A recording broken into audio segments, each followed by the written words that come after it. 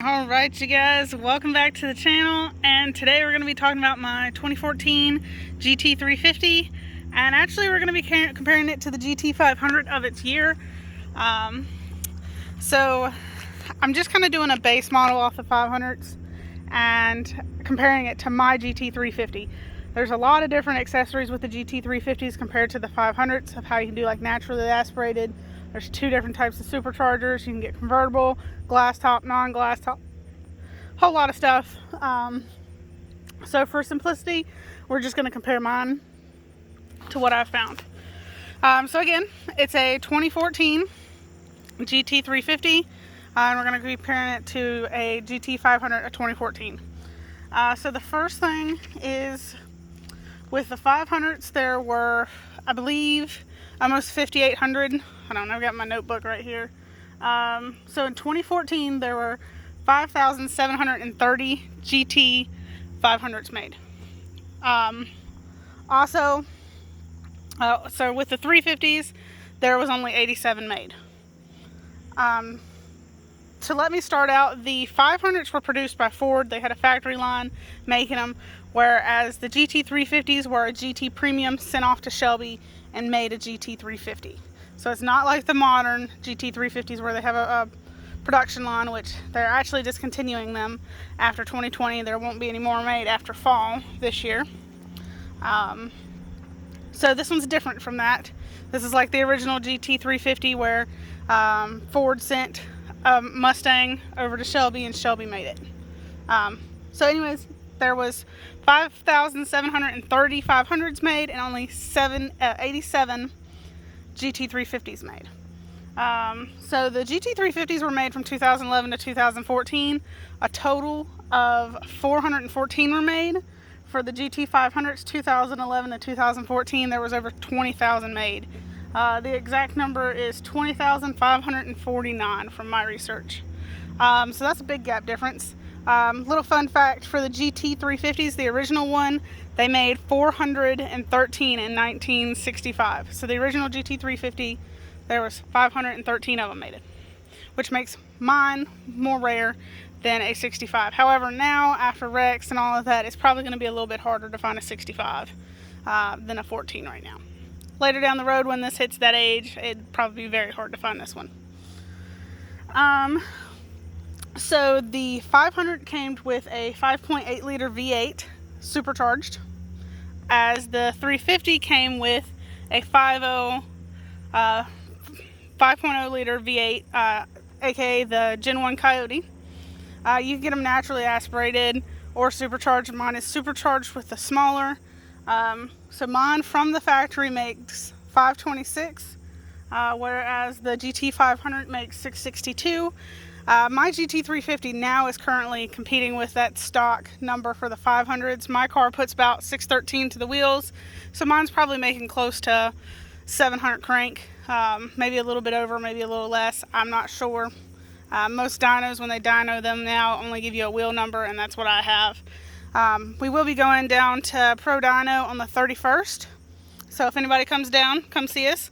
And I will be running the Shelby on the dyno as long as I can get a spot. So the front end on these cars is different. The 500 has the 13, 14, and the 13 and 14 Mustang GT all have a different bumper and hood. The bumper actually comes up like right here. But the 350s, because they started designing them in 2011 and 12, they have a different front end on the GTs in those year bodies. So I think they just went with that and kept producing the pieces and just made it work for this. I personally love it. It's different. I think it looks really good. Some people hate it, some people love it. I've had a lot of people tell me they hate it. It is dirty. I'm sorry. Devin drove it last night on the way home from work. But yeah, I think it's unique. I like it personally. Everybody's going to have their own opinion on whether how they think it looks or not. So let's go ahead and move to the rear end. The 500s and the 350s are pretty similar on the rear end. Same thing with the GTs of its year. There's not much of a difference. The tips that are on my GT350, you won't only find them on the GT350s and the Super Snakes. I do have the same Shelby striping, the same Shelby badge right here, and I do have the same fake gas cap, except for mine says 350 and not 500. So that's pretty much the same. Brake wise, so they had different sets of wheels on them. My car, I had a different set of wheels. These were changed out. These are actually Vossen VWS 3s. But anyways, so the 500s come with Brimbos on them. The Shelby GT350s and any of them in the Super Snakes all come with wheelwoods. You'll see Shelby by wheelwood right there. Personally, I like the wheelwoods. We just put 6-piston wheelwoods on our truck, and they're great quality. We're about to put some Bear brakes on Devin's car, but so far they have not been looking too hot, but we will see how that goes once they get on there. Both of them come with heated seats standard. Now, I think if you upgraded the interior to their cars, I don't know if that still has heated seats, but this is different on my car. I've got a little badge, but they do have heated seats. I'm personally excited about the heated seats because I've never had heated seats in a car. The GT500 only came in a 6-speed. I think it was a TrackMac 6-speed. I'm not 100% sure. I know with these, the 6-speed is the MT82. A lot of people have problems with them. Devin had his up to like a little over 40,000 miles, no issues. I've got going on 8,000 on this one, no issues. So we'll see how that goes. Some people will say it's down to driving error. Some people say it won't. I've gotten a lot of backlash for the video that we made on it, saying I didn't know what I was talking about, that this guy's took a crap on him at 300 miles. I think that's pretty odd for a transmission to take a crap on you at 300 miles if you know how to drive it, but that's just my opinion. I do see people have problems with them. I've had friends who have the S550 with the MT82 and had a lot of problems out of them. I don't know. I haven't had any issues yet. Never really had any lockout issues, so we will see. Even if it goes out in this car, I've got another one at the house. So also, you can get the GT350s in an automatic because they did start as a Mustang Premium. Depending on how you spec yours out, you could get an automatic as well. So let me pause for a second and sit my notebook down. I mean, if you just ran up on this car, weren't really paying attention, especially from the back end, you would assume it was a 500, but you'd come up to the front and be like, what in the world? That's not right. And then you'd see the GT350 badging. And there's two ways people go with this. Either one, it's a clone. Well, no, there's three ways. Mostly two, though. Either one, it's a clone, because they didn't make GT350s. It's not an actual GT350 because Ford didn't produce it, even though, to my knowledge, the first Ford-produced GT350 wasn't until 2015 with the S550 body style. And yes, they produced them in 2015. There just was not a lot of them until 2016. So there's that person. There's the occasional rare person who knows about it, but has never seen one in person. The first show or car meet I took this car to, I had a guy come up to me, and he's like, I've only ever read about this car. I've never seen one in person. And that is exactly one of the reasons why I bought this car. And the third person is, tell me about it. I've never seen one. I didn't know they made them in a S197.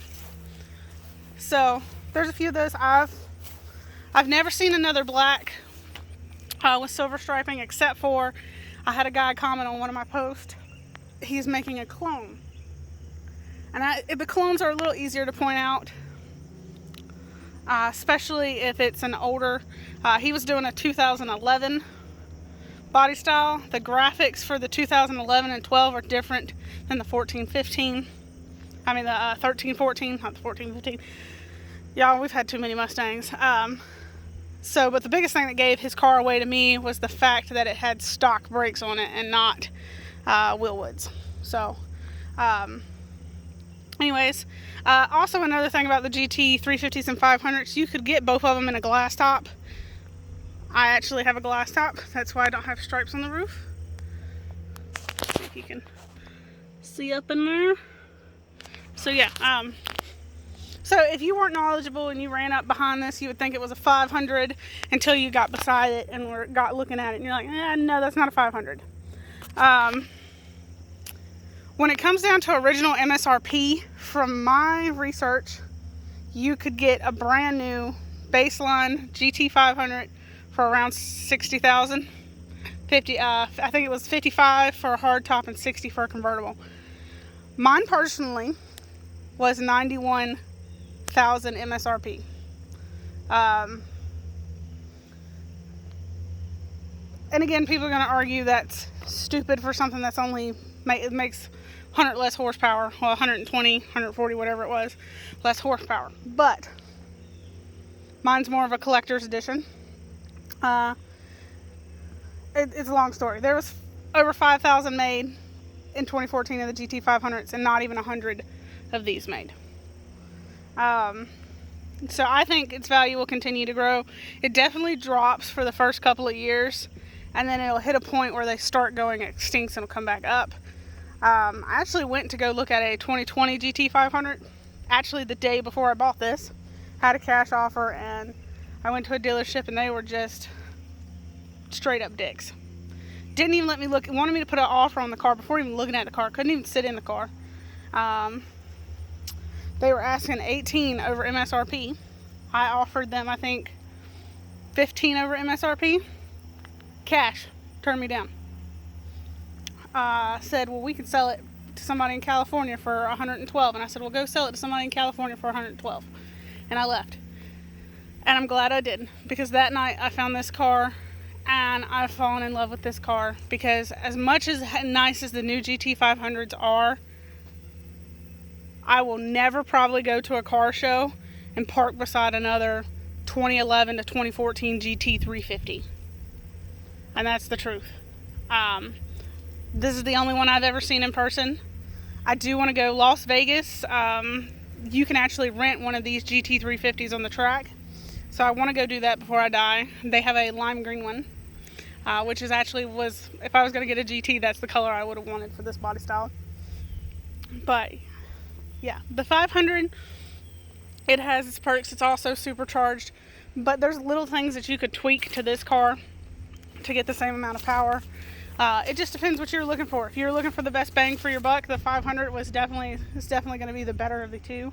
But if you're looking for something as a collector's piece and something that no one else will have, it's the GT350. Just with little mods on mine, with mine being the smaller of the two superchargers, little mods to mine made mine catch up the power. They did a smaller pulley, a VMP twin throttle body, Roush intake, Cook's headers, less restrictive cats, and then a 93 tune on it. It makes 613 to the wheels. Devin thinks that's a little conservative, because at the time when they did that, the car only had 4,000 miles on it. The car still doesn't even have 8 on it yet. I think it's at like 7,800 right now. I'm driving it. I'm enjoying it.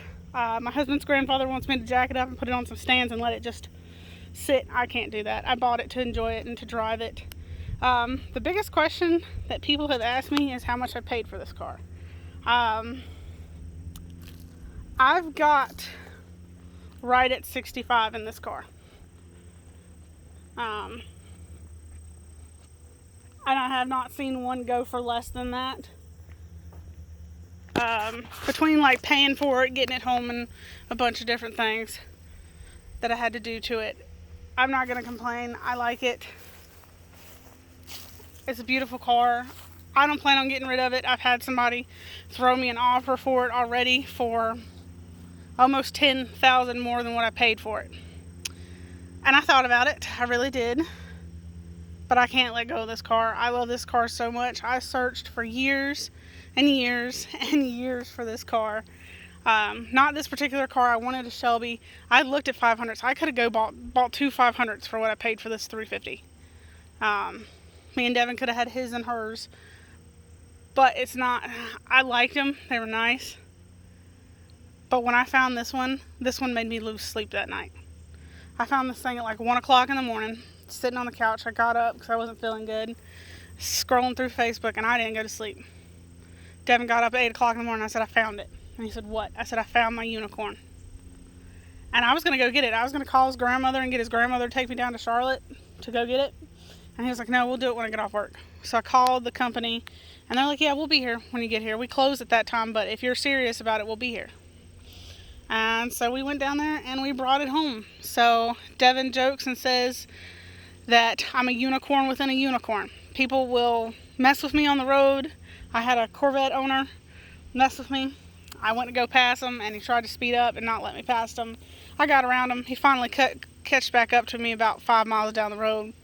I passed him and some other people, so he was stuck behind them. And he tried to mess with me again, and I left him. I got to a stop sign, and I had my windows rolled down, and he's probably about me and Devin's age, and he was like, I was not expecting that. And Devin just laughed. He was like, they didn't expect to see a female driving it. And that's the case. Most of the time, I went to a car show last week, and the guy was shocked when he asked a question, and I started answering the questions about it. He was like, so this is your car? And I'm like, yeah, this is my car. So if you guys have any questions about it, something you want to know, if I have the answer to it, I will be gladly happy to share that answer with you. But anyways, you guys, I hope you have a wonderful day. Don't forget to like and subscribe if you haven't already. We'll definitely be posting the dyno video on this and seeing how it goes.